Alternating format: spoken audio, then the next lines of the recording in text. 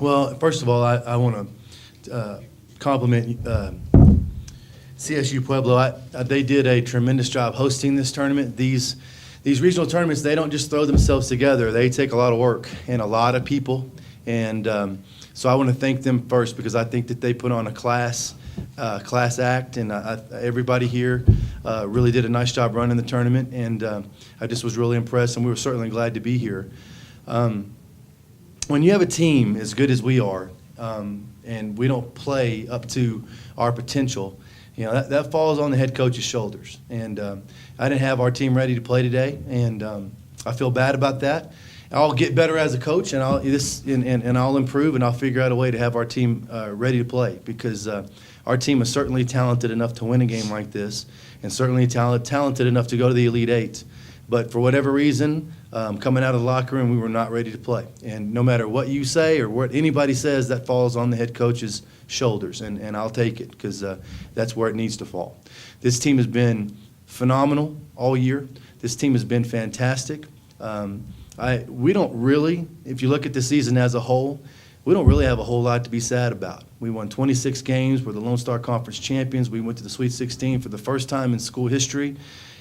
These seniors really, really put Angelo State basketball back on the map. And it would be really easy to be sad about not performing up to our level, but we're not going to do that because we've had a great season. West Texas A&M played very, very well today. They deserve to win. They deserve to advance. They played a phenomenal ball game. They shot over 50% from three and from the field. When you shoot it like that, when you play like that, you deserve to advance. And they were very, very well prepared for the things that we do. And that comes with familiarity, but it also comes from great coaching. And they're very, very well coached. I hope that Coach Matteo gets her just due because WT is a tough place to coach. I've been there. I was there 5 years, and I loved every second of it. But the bottom line is coaches don't always get the credit they deserve when they take a team to the Elite Eight. A lot of times people think it's just great players, and it's not. They have a great team. They're certainly I think they're certainly capable of winning a national championship because they're built for it. They have size. They have a great point guard, and they have shooters. And when you have those three things, they'll be a tough out in the Elite Eight. And I know that I speak for these guys when I say the best of luck to them, and we hope they win it. Taylor and Christina, this is for both of y'all. Coming in as juniors, y'all had a mission. Now to be able to say y'all made history, what has this ride been like for y'all? It's been amazing for me. I'm so glad I came here. I'm so glad to have Coach Baker as a coach. He's the best coach I've ever had in my life. He changed the aspect of what I thought in basketball. He taught us a lot of new things, and like Coach said, we had a great ride and a great season and a great 2 years, so we don't have no reason to hold our heads down. We made it to the Sweet 16. That's such a big accomplishment. Like, everyone was calling and texting us, letting us know how great of an accomplishment that was because no Angelo State team has ever done that. So to be able to do that, I'm gonna hang my head high, even after this loss. WT played amazing, and I can't take that away from them. As Coach said, I wish them the best of luck in the Elite Eight, and I hope they take it all the way. Just going back to him recruiting us, everything he said that we had the potential to do, we did. We outdid ourselves, really, and we really don't have nothing to be sad about. I mean, of course, our college career is over, but we really accomplished a lot within our 2 years at Angelo State, and turning around that program was hard, and we actually did it. And it's something to be proud about, something to remember for the rest of our lives.